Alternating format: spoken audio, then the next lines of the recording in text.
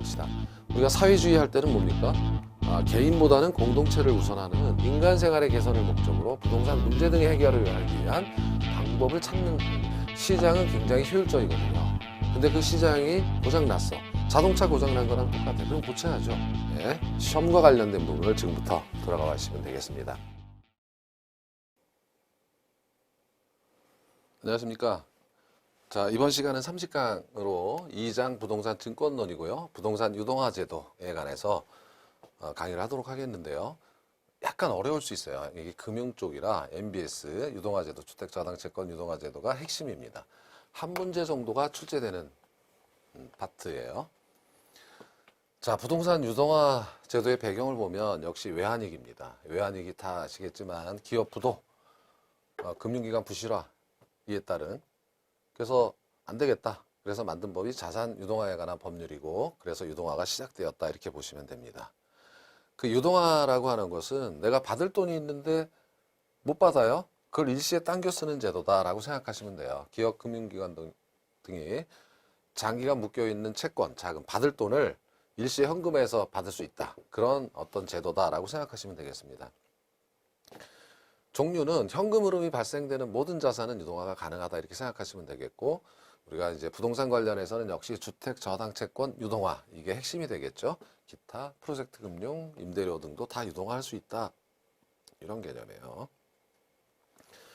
자, 자산 유동화 제도의 개념을 보면 예를 들어서 이런 거예요. 어떤 A 자동차 주식회사가 1,000억 원을 할부 판매를 했습니다. 할부 판매를 했는데 3년 만기로 판매한 거고 금리 5%로 받기로 하고 한 거예요. 그럼 1,000억을 팔았지만 1,000억 원이 당장 들어오는 건 아니고 3년에 걸쳐서 들어오지 않습니까? 그러면 자, 이 기업이 이 장기간 3년 동안 묶여있는 자금을 일시에 현금화하고 싶다. 외환위기 같은 게 닥치니까 뭐 이거 큰일 났다 돈이 없어서. 그러면 이것을 어떻게 하느냐? 예, 이 차입자가 원리금 상환한다. 그러니까 다른 투자자한테 팔면 된다 이런 뜻이에요. 왜냐하면 여기에는 차입자가 원리금을 상환하는 이 수익성이 있기 때문에 이거를 다른 투자자한테 넘긴다 이 뜻이에요. 그래서 금융기관 또는 일반 기업이 보유하고 있는 비유동성 자산을 이런 오토론이라고 하는데 자동차 할부 채권 이것을 시장에서 판매하기 용이한 형태의 증권으로 변환시킨 후 그래서 이 자산 유동화는 어셋 백드 시큐리티즈 해가지고 ABS라고 하는 겁니다. 이러한 자동차 할부 채권을 기초로 해서 이 사례에서는 기초로 해서 담보로 해서 발행하는 증권이다. 이를 현금화하는 일련의 과정을 자산 유동화라고 합니다. 특징은 이건 가볍게 한번 보시면 되겠어요. 보유자산 매각이다. 그래서 유동성을 확보하겠다. 실제 양도하는 겁니다. 그리고 유동화를 위해서 스페셜 퍼포스 비클, 그러니까 특수목적 기구를 설립해서 여기에 넘긴다. 잠시 후에 설명을 드릴 거고, 그리고 현금 흐름을 통한 원리금 상환이 이루어지더라. 뭐 이렇게 이제 정리를 해보시면 되는데 이런 내용들이 바로 이어져서 강의가 되겠죠. 자, 종류는 자산 유동화 증권은 어셋 백드 시큐리티스 이것을 담보부라고도 하고 그렇죠. 그래서 자산 담보부 증권이라고도 하는데 통칭 가장 일반적으로 번역되는 것은 자산 유동화 증권이다 이렇게 번역이 되겠습니다. 그래서 이 자산 유동화의 결과로 발행된 증권을 ABS 즉 자산 유동화 증권이다 하는데 이 ABS는 어떤 것들이 있을까라고 하면 이런 것들이 있습니다라는 건데 한번 가볍게 보시면 돼요. CLO라고 해가지고 론 이거 CLO 그래서 대출 채권을 기초로 발행하는 그래서 예를 들어서 주택 저당 채권이라든지 학자금 대출 채권이라든지 뭐 이런 것 등이 있죠. 그러니까 남한테 돈을 빌려줘서 받을 돈이 있으면 몇 년에 걸쳐서 받을 돈이 있으면 유동할 수 있다 이런 정도로 한번 생각해보고 넘어가시면 돼요. 주택 저당 채권이라는 거는 따로 떼가지고 학습을 하게 될 테니까요. 2절에서 CBO라고 있는데 이번에는 B 본드입니다. 회사채도 회사채라는 게 어떤 거냐면 채권을 발행해서 3년 만기 채권을 발행해서 채권을 발행하면 기업에 돈이 들어가는 거 아닙니까? 뭐 100억이 들어갔다 하면 그렇죠? 그리고 이자를 내잖아요. 그러니까 이 이자 때문에 이 채권을 다른 데 넘길 수 있다 이거예요. 회사채를 기초로 해서 발행하는 뭐 있고 중요한 건 MBS는 다음 절에서 보시겠지만 이거는 모기지, 주택 저당 대출 채권, 이걸 부동산 담보 대출 채권이라고도 하니까 이것을 기초로 해서 발행하는 유동화 증권이다라고 생각하시면 되고, 커머셜 MBS도 있고 이건 상업용 부동산이고, 레지덴셜 이건 주거용 부동산 RMBS라고 한다. 주로 MBS라고 하면 얘를 말하는 거지만 상업용도 유동화할 수 있겠다라는 걸 한번 들어두시면 되겠습니다. 자, 유동화가 그럼 어떻게 이루어지는가를 살펴보면 되는데요. 유동화 기구가 있고요. 이 유동화 기구가 자산 보유자. 아까 예를 들면 A자동차다. A자동차가 자동차 할부 채권을 갖고 있다. 3년에 걸쳐서 1,000억을 받을 수 있는 권리가 있는, 그리고 이 1,000억에서는 5% 이자가 들어온다. 이 자산 보유자는 자, 자산 유동화 기구 양도합니다. 이렇게 양도를 하는 이유는 만약에 이거를 바로 양도해서 내가 받아서 줄게 하면은 투자자가 안 믿어요. 이 회사가 부실해서 너네들 부도나면 나는 꽝이 되는데, 이렇게 되는 거잖아요.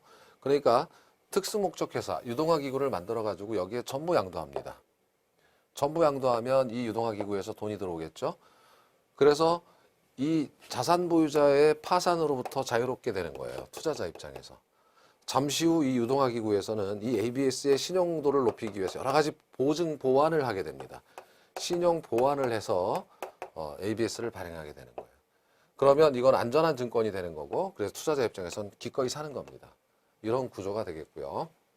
그래서 이것을 보면 유동화 기구가 이것은 주로 이제 실체가 없는 회사일 경우가 많아요. 페이퍼 컴퍼니, 서류상의 회사만 만들어 놓고 여기 양도시켜서 발행하는 겁니다. 유동화 자산을 양도받아 이를 기초로 유동화 증권을 발행하고 당해 유동자산 관리 운영 처분에 의한 수익이나 차익금 등으로 유동화 증권의 원리금 또는 배당금을 투자자에게 지급하는 방식이다라는 거죠. 자, 하나씩 다시 뜯어서 살펴보기로 해요. 자산 보유자는 아까처럼 그 금융기관이 될 수도 있고 공기업이 될 수도 있고 혹은 신용도가 일정 수준 이상인 기업일 수도 있어요. 가령 자산 보유자가 은행이라고 할 때 은행이 신용도가 낮은 기업들에게 대출해준 은행들이 있다. 이걸 대출 채권이라고 하죠. 이게 부실 채권화 됐을 가능성이 많죠. 예. 어쨌든 이렇게 빌려줬어요. 그러한 자산을 갖고 있어요. 돈도 원리금을 상환받을 수 있는 권리가 있는 거니까 이것을 유동화기구의 자산을 양도합니다. 자, 유동화기구라고 하는 것은 자산 보유자를 도산위험으로부터 분리시키기 위해서, 얘가 파산돼서 망해버리면 안 되니까 분리시켜서 투자자들이 안심하고 살 수 있도록 대출 채권을 모아, 풀링한다는 뜻은 자산 보유자가 하나만 아니라 여러 자산 보유자로부터 받을 수도 있겠죠. 예, 이러한 대출 채권들을 모을 수가 있는 거예요. 여러 회사로부터 모아서 풀링해서 투자자에게 판매할 목적으로 설립할 특수목적 기구다. 서류상의 회사다. 그래서 페이퍼 컴퍼니예요. 그래서 여기 유동화 기구에는 두 가지가 있는데, 자산 유동화에 관한 법률에 의한 유동화 전문 회사가 있고 스페셜 퍼포스 컴퍼니. 오로지 이 회사는 특수 목적, 어떤 목적이냐면 유동화 자산을 양도받아서 ABS만 발행하기 위한 그 목적, 특수 목적만 있다 이거. 다른 회사가 아니라는 거예요. 그런 회사를 설립할 수 있고, 자본시장과 금융투자업에 관한 법률 줄여가지고 자본시장법이라고 하는데, 그 자본시장법에 의한 신탁업자도 유동화를 할 수가 있다 이거예요. 이 두 가지 형태가 유동화 기구의 구성 내용이다. 그럼 이 유동화 기구는 자, 이거를 이제 자산을 받아가지고 ABS를 발행하는데, 자, 투자자가 안심할 수 있게 하기 위해서 신용보증기금에 이런 경우 부분 보증을 받습니다. 부분 보증이라면 여기 만약에 100억을 모았다 그러면 100억에 대한 ABS를 발행할 때 아무리 여기가 다 파산이 나도 50억은 보증을 해주니까 원금의 절반은 건지는 거죠. 신용보장. 혹은 여기서 지급보증도 해줄 수가 있어요. 경우에 따라서는 지급보증이란 여기서 이자 원리금 안 내면 내가 대신 내줄게 라고 하는 보증을 받을 수도 있어요. 그러면 ABS, 즉 자산유동화증권의 신용등급이 높아지죠. 예, 그래서 투자자들이 사게 되는 겁니다. 쉽게 말하면 이 자산유동화라는 것은 자, 기업이나 금융기관들이 보유하고 있는 이 자산을 투자자가 안심하고 살 수 있게 만들어 주어서 기업, 금융기관 등이 묶인 자금을 일시에 유동할 수 있는 제도다. 이렇게 이제 말할 수 있겠죠. 자, 그런데 그럼 이 페이퍼가 어떻게 일을 합니까? 서류상의 회사가 그러면 여기 자산관리자한테 위탁을 하겠죠. 채권 주심, 통해 등 유동화 자산을 관리하는 자산관리자가 있고, 어, 이거는 뭐 한번 읽어보시면 돼요. 이런 회사 등이 한다. AMC 등이 뭐 이렇게 할 수 있다라는 거니까 외울 것도 없고요. 예, 그냥 여기서 자산관리 해주더라. 그리고 업무 수탁도 해준다. 지급대행 이런 업무 등은 여기서 다 해준다. 업무는 자산관리나 업무 수탁을 다 맡기면 되니까 페이퍼 컴퍼니를 설립해서 양도해서 발행만 하면 되겠더라. 이런 내용이에요. 자, 유동화 신탁이라는 건데 이것은 다른 건 볼 필요 없고 일단 신탁이라는 개념이 자, 신탁을 설정하는 자, 위탁자, 수탁자가 있어요. 수탁하는 자. 예를 들면은 부동산을 소유하고 있는 자가 부동산을 맡겨요. 그럼 이거는 신탁회사가 되는 거죠. 신탁회사가 수탁자가 되는 거고 부동산을 소유하고 있는 사람이 부동산을 맡기는 겁니다. 7편에서 보겠지만 부동산을 관리해 주세요 라고 하면 관리신탁이라고 해요. 금융론에서 봤지만 담보신탁 보셨었죠? 이번 장에서 1장에서 부동산 대출받기 위해서 맡기면 담보신탁이라고 합니다. 그렇죠? 예. 부동산을 개발해 주세요 해가지고 토지를 맡기면 개발신탁이라고 해요. 그래서 위탁자가 특정의 재산을 이전하거나 처분을 하고 수탁자로 하여금 특정 목적을 위해 즉 관리, 담보, 개발 등 하기 위해서 하는 관계 뭐 이렇게 생각하시면 돼요. 그래서 형식적으로 소유권이 넘어간다. 이거는 그냥 안 보셔도 되고 결국 얘를 보기 위해서 한 거예요. 2번은 패스하셔도 되고요. 유동화 신탁이 가능하다. 유동화 신탁이라는 것은 이 신탁의 업무 중에 아까 보셨던 유동화 자산을 신탁받아서 이를 기초로 유동화 증권 ABS를 발행할 수 있다 이겁니다. 그러니까 자산 유동화에 관한 법률에 의한 특수목적 회사뿐만 아니라 신탁도 가능하다. 신탁업자가 이렇게 ABS를 발행하는 것도 가능하다. 이것을 우리는 유동화 신탁이라고 한다. 이렇게 들어두시면 되겠죠? 핵심만 보시면 돼요. 유동화 신탁이다. 이걸 하는 이유는 뒤에서 나오게 됩니다. 왜 했는지. 자, 그래서 여기가 이제 유동화 SPB에는 자산 유동화에 관한 법률에 의한 특수목적 회사도 될 수 있지만 신탁업자, 자본시장과 금융투자에 관한 법률에 의한 신탁업자도 유동화기구가 될 수 있다.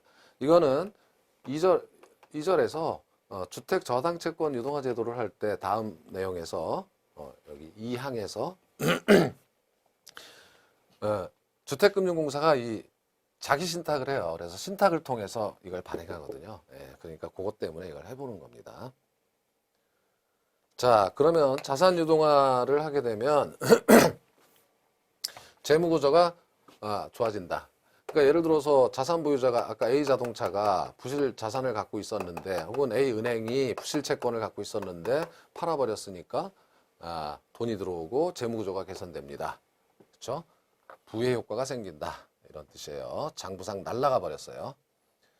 신용보강했으니까 우량한 유동화증권 ABS 발행이 가능해서 쉽게 자금을 유동화할 수 있고 다양화할 수 있고 자금도 은행에 가서만 빌릴 필요는 없다 이거죠. 보유하고 있는 자산을 유동화해서 현금 가져오면 되니까 앞당겨 쓰는 겁니다. 영업기회가 확대된다. 뭐 이거는 이제 은행 입장 등 뭐 자산관리회사 등 입장에선 이런 업무도 있다 이렇게 들어두시면 되고 세제 혜택도 있다 뭐 이런 정도를 가볍게 패스하시면 되겠어요. 자, 이제 중요한 것은 여기에요. 아까 지금 1항에서는 유동화라는 전체적인 개념을 봤다면 이제는 이 책이 왜 들어가? 주택 저당 채권을 유동화할 수 있는 제도. 이것이 이제 우리 시험의 핵심입니다. 자, 자산 유동화에 관한 법률이 외환위기에 만들어졌는데 그래서 특수목적 회사를 만들 수 있다 그랬죠. 이 유동화 중개기관이에요. 유동화기관. 유동화기관이라는 것은 ABS를 발행하는 기관이라는 뜻이에요. 그래서 이제 일단은 일반적인 기업이나 금융기관이 보유하고 있는 자산을 유동화할 수 있는 불은 껐는데 그 다음 목표가 타겟이 이제 주택저당채권이에요. 주택저당채권은 모기지를 번역한 건데 이 모기지라는 것은 주택을 담보로 해서 저당을 잡혀서 대출을 받아간 채권을 말합니다. 이것을 좀 유동화시키면 좋겠다라는 이제 생각이 들어서 만들어진 게 주택저당채권 유동화회사법이에요. 코모코라는 것은 여기 한국이 빠졌겠죠. 코리아 모기지 주택저당채권 컴퍼니 해가지고 만들었는데, 여기 있네요. 한국주택저당채권 유동화회사가 만들어졌는데, 그런데 이제 얘가 별로 역할을 잘 못했어요. 자본금도 적고 공신력도 떨어지고 안 되겠다. 미국 제도를 좀 모방해서 페니메, 지니메 이런 걸 모방해가지고 한국주택금융공사를 설립해서 2004년부터 한국주택금융공사가 유동화 중개기관 혹은 발행기관의 역할을 하게 되었다. 얘를 흡수했어요. 그렇죠? 그것이 이제 현재까지 이어져 오는 겁니다.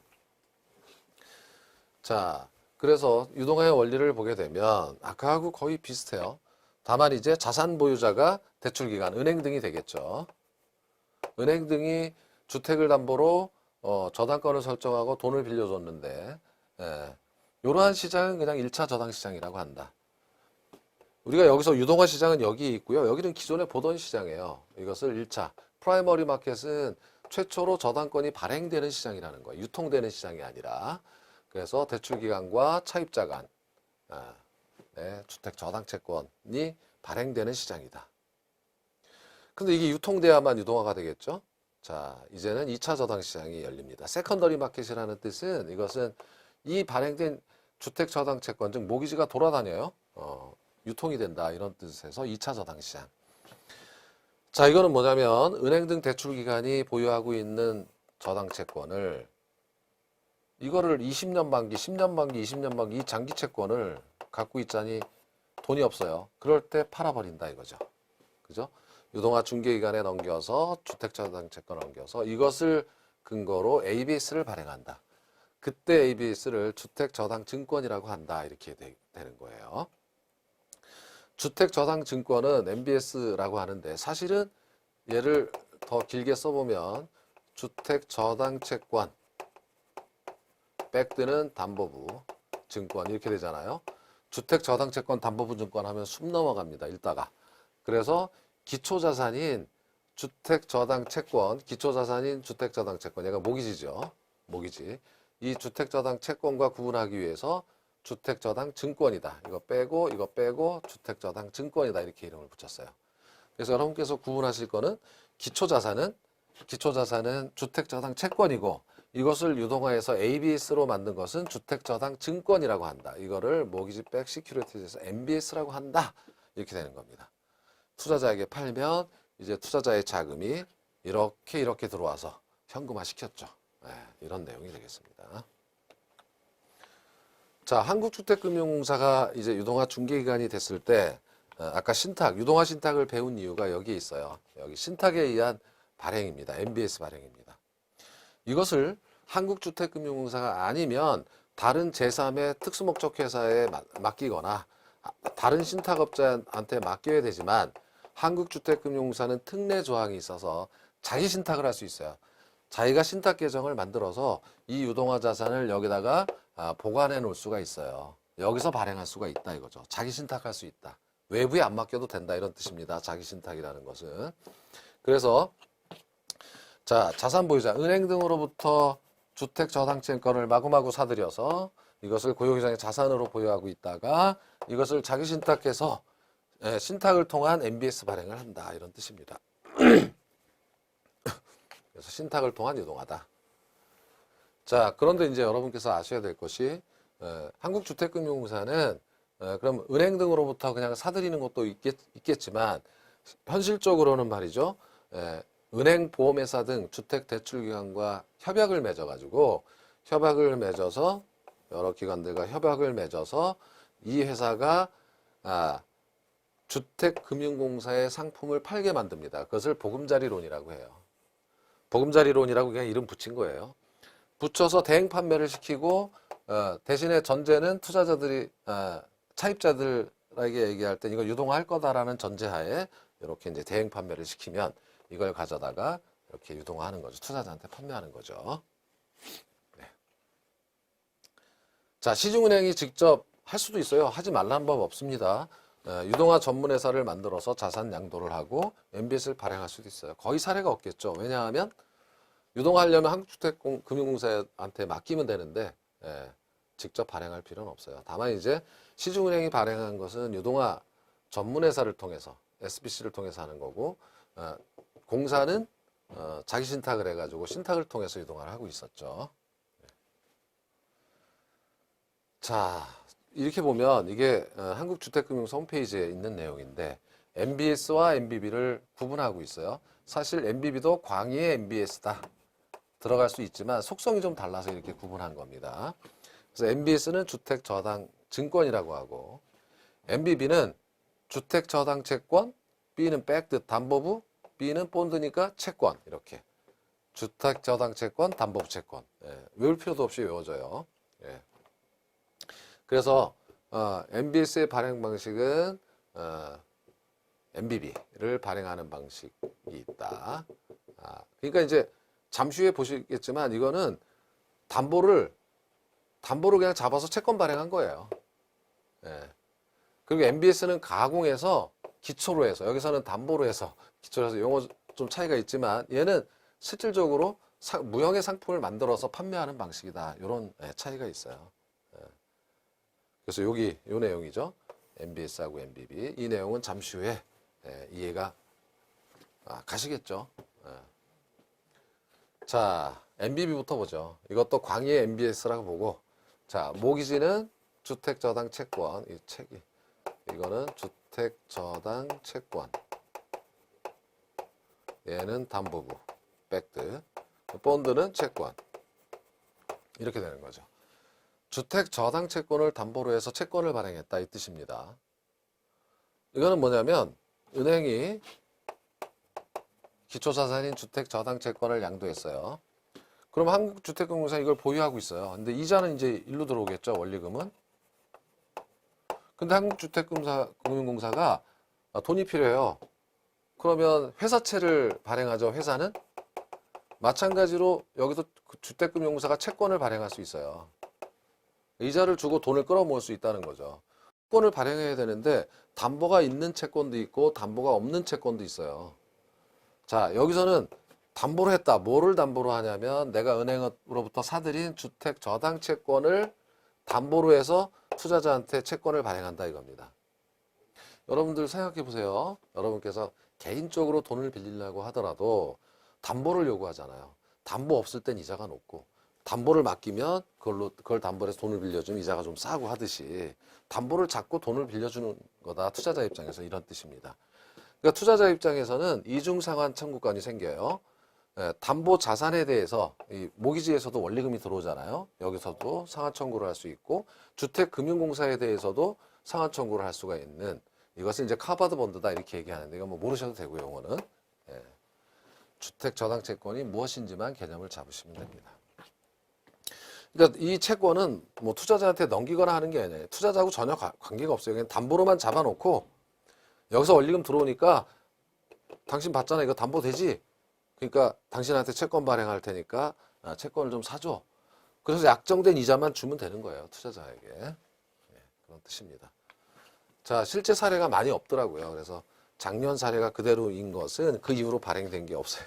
그래서 이 사례인데 보면은 자 500억 2년짜리를 발행했는데 금리는 3.849 이자는 매 3개월마다 지급되는 2표채고 신용등급은 신용보강을 했겠죠. 자체 신용보강을 했기 때문에 지급보증을 해줬어요. 그래서 트리플 A가 되는 거고 원금은 만기 일시 지급한다. 3년짜리도 발행했는데 이거는 3.92이고 옛날 거라 좀 금리가 높아요. 이것도 마찬가지 조건이고 만기 일시 상환한다 이겁니다. 그러면 기초자산은 이게 이제 담보한 자산이에요. 그리고 발행 금액이 2,500억 지금 발행했죠. 근데 담보가 3,072억이에요. 이 차이를 우리는 초과담보라고 하는 겁니다.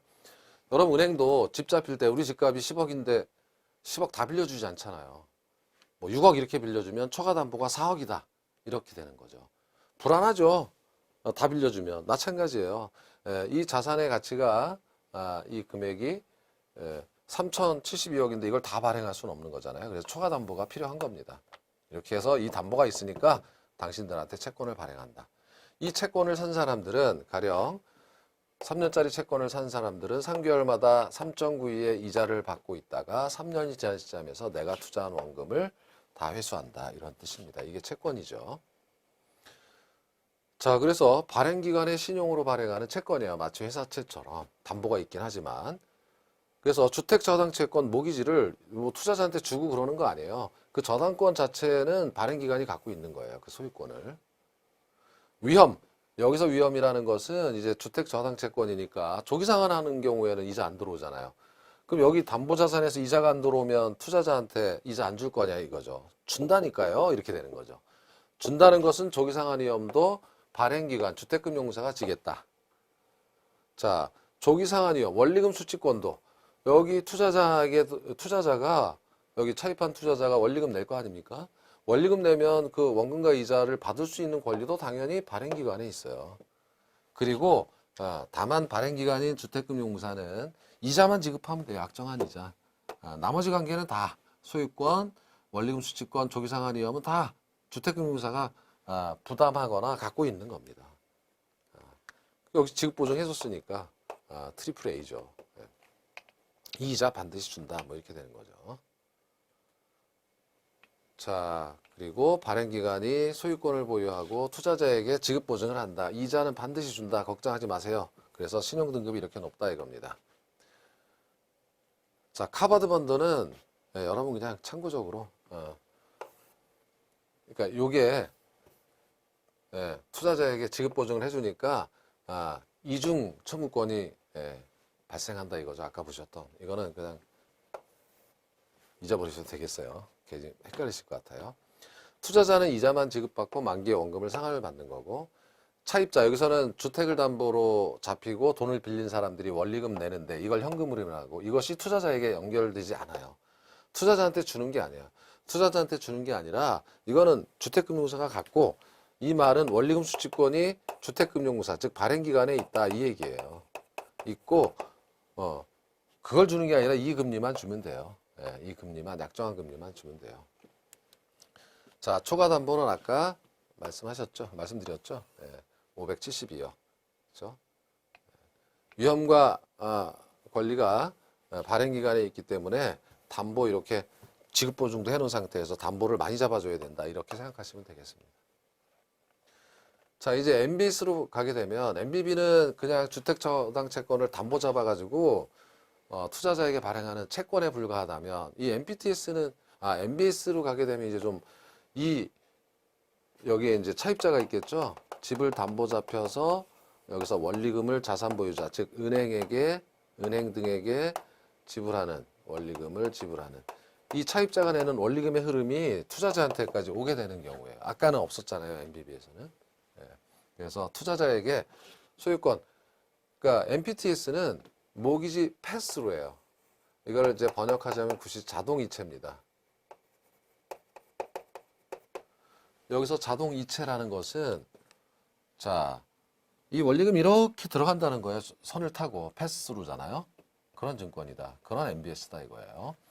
그러니까 투자자에게 소유권을 줘버리는 거예요. 그러니까 저당권자가 투자자가 되는 거예요. 저당권. 그리고 원리금 수취권도 여기서 갖게 되는 거죠. 그래서 지분형이에요. 조기상환 위험도 투자자가 지게 됩니다. 가령 저게 만기 20년짜리라고 하더라도 5년 만에 조기상환 다 끝나면 더 이상 없는 거예요. 이제 당신한테 이자 줄 게 없어요 하고 끝나는 겁니다. 그러니까 초과 뭐 담보 잡히는 게 아니라 모든 위험과 권리가 투자자한테 있기 때문에 초과 담보 이런 거 없고 수익성은 높아요. 위험도 크지만. 발행기관은 뭘 해줍니까? 패스스루만 해주면 돼요. 여기서 주택금융공사는 얘가 발행기관이죠. 주택금융공사는 여기 들어온 이자를 수수료 떼고 넘겨주기만 하면 된다. 이런 뜻입니다. 자, 이런 정도고요. 이거 번역은 제가 지불이체 채권 하도 다양해서 이거를 뭐라고 이걸 외우세요 라고 할 필요는 없고, 이게 다 각자 다르니까 영어를 써줘요. MPTB. 이건 모기지 페이스로예요. 그래서 MP, 아까는 패스로였죠. 패스로였고 여기가 시큐리티였죠. 그래서 MPTS였는데 이거는 증권이 아니라 여기는 또 채권이에요. 자, 어떤 문제가 있냐면 MBB는 안전하지만 수익성이 그렇게 높진 않겠죠. 그래서 MPTS를 가자니 이거는 안전하지 않아요. 수익성은 높지만. 그래서 투자자들이 요구하기를 이 중간을 한번 요구했다라는 거죠. 그것이 MPT입니다. 자, 여기서 섞였어요. 여러분 생각에 그냥 B하고 T하고 섞였다 생각하면 좀 이해하기 쉽겠죠. 그래서 MPT입니다. 그러니까 자, 소유권은 발행기간에 있고 MBB처럼 소유권이 발행기간에 있었죠. 채권이니까 담보로 잡혀서 발행하는 거니까 소유권은 당연히 저당권자는 발행기간에 있다 이거죠. 그 대신 원리금 수취권 조기상환 위험을 투자자한테 넘겨버린 거예요. 그렇죠? 자, 여기서 다시 구분해 보자면 이렇게 바뀐 거죠. 채권은 소유권이 발행기간에 있고 여기 투자자에게 있고요. 그다음에 원리금 수취권 조기상환 위험은 당연히 발행기간에 있었는데 MPTS는 다 투자자한테 넘긴 건데 이 둘을 섞었다는 것은 채권이니까 얘도 소유권은 발행기간에 있고 대신 원리금 수취권을 투자자한테 줬다라는 측면에서 혼합형이다 이렇게 얘기하는 겁니다. 혼합한 채권이다 이렇게 얘기하는 거예요. 자, 그래서 원리금 수취권은 투자자에게 있다. 투자자는 여기 이제 채권이니까 표면금리가 있을 거고 이자 지급되고 원금은 분할 상환 구조다. 그리고 조기 상환에 따라 유입되는 대로 투자자에게 이체되는 겁니다. 그러니까 다시 말해서 여기는 만기까지 줘야 되지만 무조건 여기는 만기까지 줄 필요가 없어요. 원리금 수취권 조기 상환 위험이 투자자에게 있기 때문에 뭐 5년 만에 20년짜리 발행해 놓고 5년 만에 조기 상환 끝났습니다라고 하면 투자자한테 줄 필요가 없다라는 거죠. 그런 측면에서 두 개 섞인 거예요. 이자는 정해져 있죠, 얘처럼. 그렇지만 그 이자를 현금 흐름이 여기 관련돼 있기 때문에 여기 조기 상환 들어왔을 때 줄 필요는 없다라는 거죠. MBB와 달리. 그래서 두 개가 섞여 있다. 그래서 이제 이 상품은 여기 발행 기간이 소유권을 갖고 있기 때문에 이 경우보다는 안전하다 이겁니다. 그래서 초과 담보는 필요하지만 MBB보다는 낫겠죠. 투자자에게 약간의 위험이 있으니까 뭐 이런 정도로 생각해 주시고요. 그런데 이 MPTB 이게 있잖아요. 이게 이제 비현실적이니까 만기도 너무 길고 하니까 이거를 CMO로 만들었어요.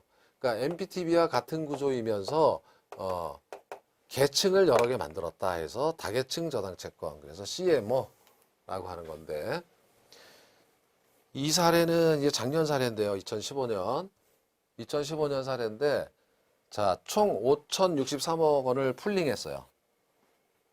주택금융공사가 모았어요. 여러 금융기관으로부터 조건을 모아가지고 그러면 20년짜리 만기 20년 대출을 해준 모기지를 기초자산을 즉 주택저당채권을 만기 20년짜리를 모았는데 쫙 모아서 5천억을 20년으로 발행하지 않고 MPT처럼 20년으로 발행하지 않고 이걸 쪼갰어요. 그래서 659억은 1년짜리 뭐 이렇게 해서 쭉 해서 20년까지 그리고 후순위 채권은 주택금융공사가 인수하는 겁니다. 여기 이렇게는 후순위는 그래서 트렌치를 이렇게 나눈 거예요. 후순위라는 말은 뭐냐면 후순위는 여기 이자 다 주고 남는 게 있을 때 내가 받을 게 있듯이에요. 그래서 후순위 채권이 존재한다는 것은 선순위 채권의 신용보강이에요. 아, 나보다 늦게 받을 애들이 존재하면 그죠? 아무리 조기상환 들어와도 내가 받을 수 있는 금액이 확률이 높아지는구나. 못 받을 확률이 적어지는구나. 이렇게 되는 거죠. 그래서 3개월짜리 신용등급은 지급보증했으니까 트리플 A고 얘 빼고는요. 그 다음에 원금 만기일시 상환 같은 내용이에요. 이렇게. 그럼 투자자가 선택을 할 수 있다 이거예요. 그래서 투자자가 선택을 할 수 있기 때문에 조기상환 위험을 피할 수가 있겠죠. 짧은 거 선택하면 되잖아요. 이렇게. 자, 그래서 가장 많이 발행되는 게 5년짜리예요. 그죠? 5년 보면 1,400억. 여기 357 이게 많이 발행되죠. 2년도 있지만. 그래서 보면은 여기가 콜 조건이라는 게 있어요. 그럼 이 부분은 MPTB는 분명히 투자자가 조기상환 위험을 지고 있잖아요. 그러니까 내가 5년짜리, 7년짜리를 투자했는데 1년 만에 조기상환 끝나가지고 1년 만에 투자가 끝나면 문제가 생기죠. 채권 투자하는 사람들은 만기가 굉장히 중요하거든요. 듀레이션 뭐 이런 것도 봐야 되고. 그래서 안 되겠다. 안 되겠다 이거죠. 그래서 조기상환 위험이 투자자에게 있긴 하지만 발행기관이 콜 조건을 제시한다 이거예요. 발행기관이. 주택금융공사가 2년 이후 콜, 이 뜻은 뭐냐면 자 만약에 7년짜리로 발행해 놨는데 1년 만에 조기상환 끝나서 당신한테 들어갈 돈 없습니다 하고 상품을 끝내는 것이 아니라 콜을 행사하는 게 아니라 2년까지만큼은 이 금리 확실히 주겠다라고 하는 조기상환 위험에 대한 보증이에요. 보장을 해주는 거죠. 부분 콜방어다 이렇게 얘기해요. 이거를. 그러니까 7년은 방어를 못 시켜주지만 7년 중에 2년만큼은 내가 콜 방어를 시켜주겠다. 조기상환 위험으로부터 방어할 수 있는 조건을 주겠다 이런 뜻입니다. 그럼 2년만큼은 이제 확실히 들어오는 걸 알 수가 있겠죠. 이것을 콜 조건이라고 한다. 이런 겁니다.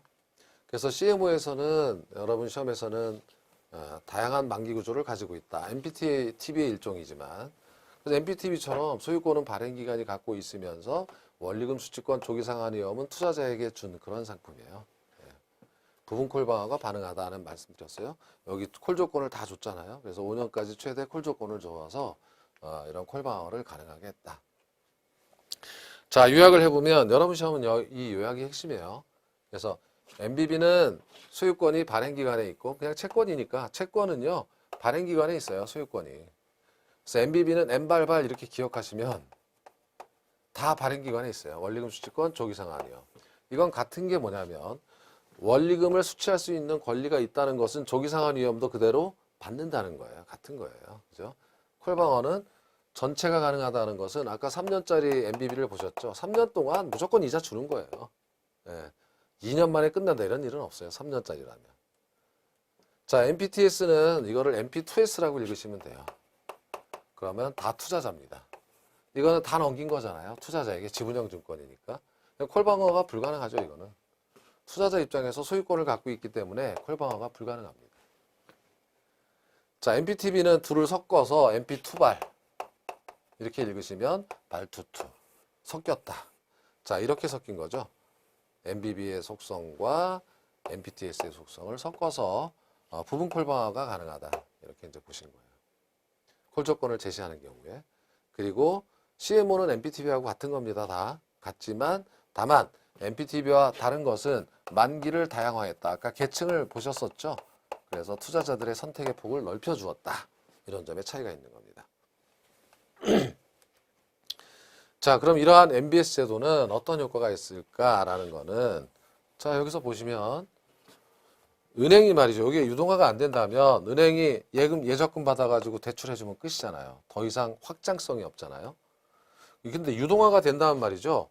자본시장에 있는 투자자, 이거 주로 기관 투자자, 연금, 기금, 뭐 보험회사, 증권사 등등등등 이 자금이 들어와서 결국은 여기 대출해주는 꼴이 되는 거잖아요. 주택금융을 확대 공급할 수 있어요. 은행 입장에서는 자산이 없어도 돈이 없어도 자 빌려주고 팔아먹고 돈 생기면 또 빌려주고 계속 할 수 있다는 거죠. 그러니까 여기서 자본시장에 자금이 들어와서 주택금융시장으로 금융이 자금이 들어올 수 있다. 대출기관 입장에서는 재무구조가 개선되는데 그것을 BIS 비율이라고 합니다. 그렇죠? BIS 비율은 어떤 거냐면 이것은 그 위험 가중 자산분의 자기 자본 곱하기 100 해가지고 국제결제은행에서 권고하는 비율이 있어요. 가령 뭐 4% 이상이 되어야 한다 뭐 이런 듯이. 근데 이게 위험 자산이거든요. 이거 채무불이행이 일어날 수 있는. 근데 이걸 팔아버리면 위험 가중 자산이 줄죠. 분모가 줄어드니까 BIS 비율이 올라가는 효과가 있다 이겁니다. 그렇죠? 네, 그래서 재무구조가 개선될 수 있다. 수요자에게는 자 저리의 주택자금을 상대적으로 주택금융공사가 이제 어떻습니까? 주택금융공사가 대행대출을 시킬 때는 상대적으로 장기이고 저리인 주택자금을 발행할 수 있겠죠. 투자자는 새로운 금융상품이고 그리고 정부 입장에서는 지난 시간에 보셨던 국민주택기금은 저소득층을 위한 기관이었죠. 전세대출도 해주고. 근데 여기서 자본시장에 자금이 그냥 물밀듯이 들어가면은 국민주택기금이 본연의 임무, 저소득층 지원에 집중할 수 있지 않겠냐. 뭐 이런 뜻입니다. 자, 한국주택금융공사의 업무 해가지고 한 2차례 나온 적이 있는데, 다양한 장기 모기지론, 보금자리론 대행 대출시키는 거예요. 10년 이상 장기 고정금리 원리금 원금 분할 상환 방식으로 공급하고 있고 지난 시간에 신용보증한다 그랬죠. 개인보증, 사업자보증. 주택연금을 보증한다 그랬죠. 학자금 대출채권은 지금 하지 않아요.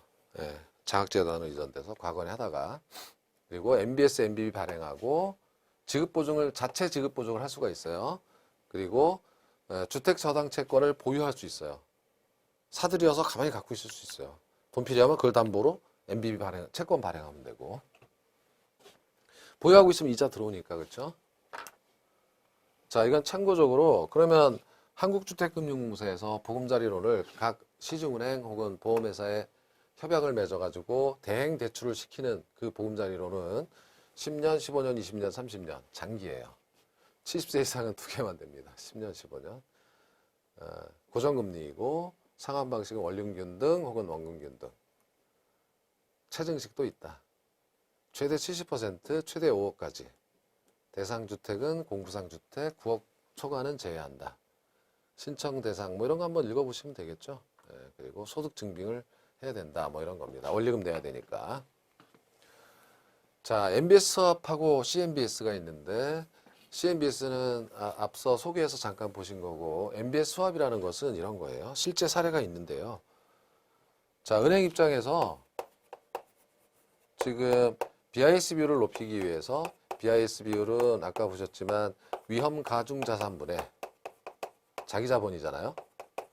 그래서 자기 자본을 늘리려면 증자하면 돼요. 근데 그게 여의치 않을 때는 위험 가중 자산을 줄이면 돼요.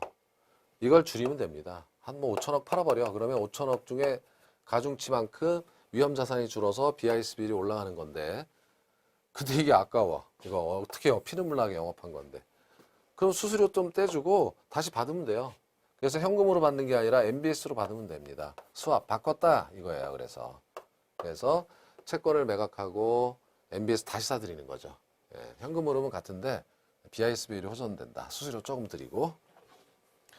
자, 이건 커머셜 MBS 해가지고 이것은 상업용 부동산을 담보로 할 수도 있다. 아까는 주택, 레지덴셜, RMBS에 관한 설명을 했었는데 여기서는 다 채권인데. 자, 이거는 좀 그 주택보다는 짧고 저단기가 짧고 뭐 이렇게 했죠. 예, 참고로 그냥 보시면 되겠습니다. 자, 그리고 우리가 이게 19의 문제가 어휴 이게 쇼를 하네요. 안 떨어뜨렸어요. 19의 문제가 있어가지고 이왕 ABS를 우리가 했으니까 PF ABS를 해보는 거예요. 부동산 프로젝트 파이낸싱은 금융론 처음에 부동산 금융의 종류에서 개발금융이다 해가지고 정리를 했었습니다. 자, 그래서 이걸 가지고 ABS를 발행한다 이거 아닙니까? 이게 도대체 뭘까 이거예요. 그렇죠?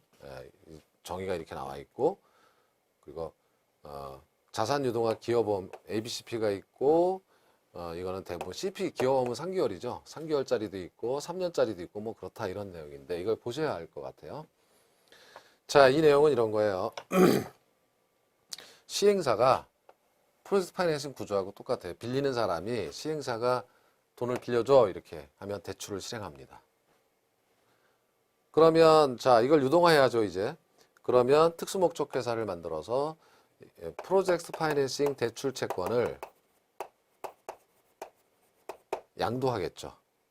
그러면 이 돈이 이제 이렇게 들어가는 거죠. 예. 그래서 이렇게 들어가는 거죠, 사실은. 예.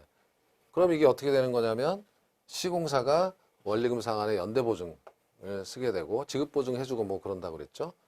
이렇게 되면 SPS는 ABS를 인수하는 거죠. 이제 대충 증권회사들이 이것을 대행해줘요. 그래서 투자자들한테 ABS를 만들어서 프로젝트 파이낸싱 ABS를 팔아버리는 거예요. 그럼 이 구조를 가만히 보면은 이런 구조가 나오는 거죠. 시행사 입장에서는 이게 PF 우리 할 때 돈 안 빌려준다 그랬잖아요. 잘.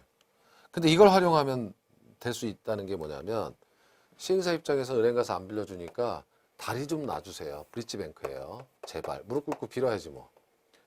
여기 갔다가 이렇게 해서 이 돈 좀 들어오게 해주시면 안 되겠습니까? 이런 거죠. 브릿지뱅크입니다.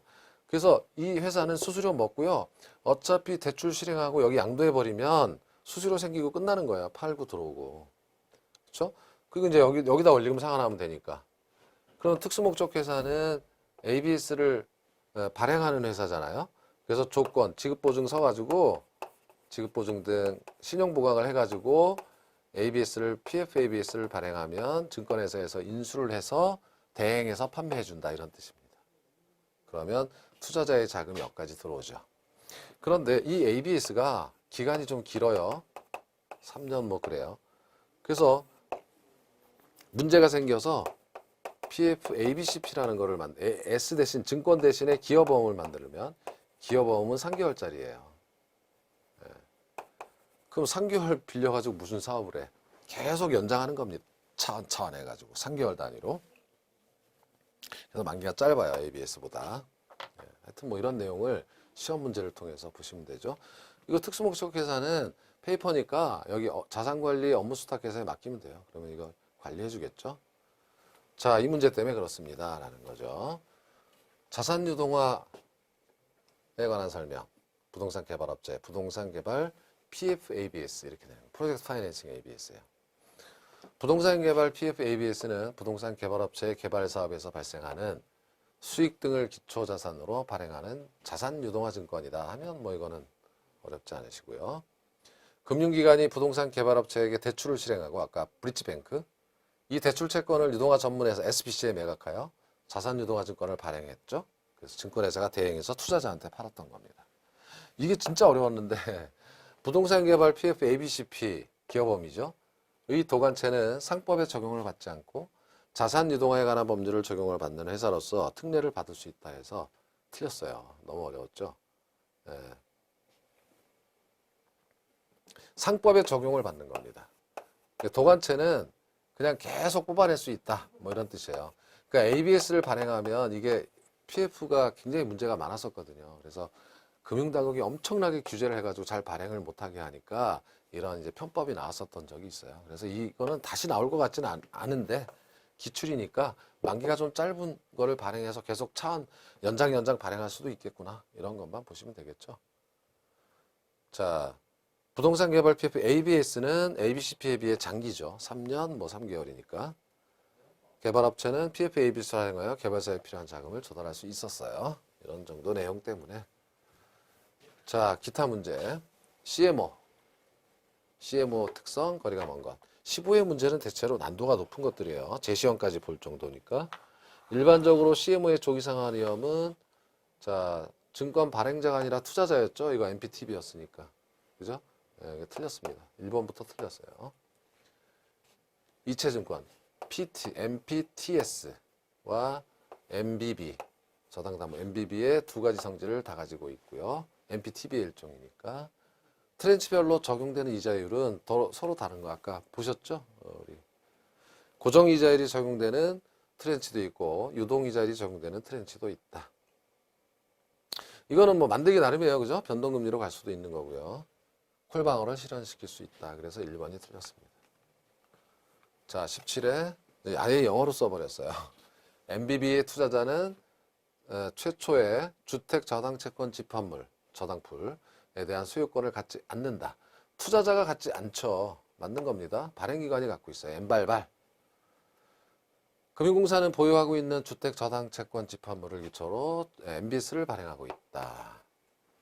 MPTS, 그죠? 패스로 지분형 주택 저당증권이다. 관련 위험이 투자자한테 이전된다. 영모기지론, 주택연금이죠. 한국은행하고 전혀 관련이 없어요. 채권 형태로 발행되는 것도 아니고. 그래서 이것은 한국은행이 하는 것이 아니라 은행에서 그냥 일반 은행에서 한국주택금융공사의 보증을 받아가지고 빌려주는 거죠. 틀렸습니다. CMO의 발행자는 채권의 소유권을 갖죠. MPTB 이게 MPTB 일종이니까 이거는 발행기관이 소유권을 갖고 있는 겁니다. 한국주택금융공사의 업무가 아닌 것, 유동화, 채권 보유할 수 있고 MBB 발행하고 노후연금 보증하고 주택연금. 즉 옛날에 이랬었는데 지금 줄여가지고 그냥 주택연금이라고 해요. 국민주택기금관리 운영은 우리은행, 뭐 농협은행 등에서 맡아서 하는 거죠. 그러니까 국토교통부가 위탁을 줘가지고 하는 거죠.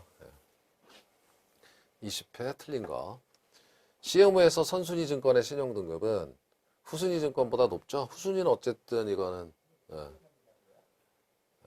나중에 받는 거니까 다 주고 남는 게 있으면 이자를 받는 거니까.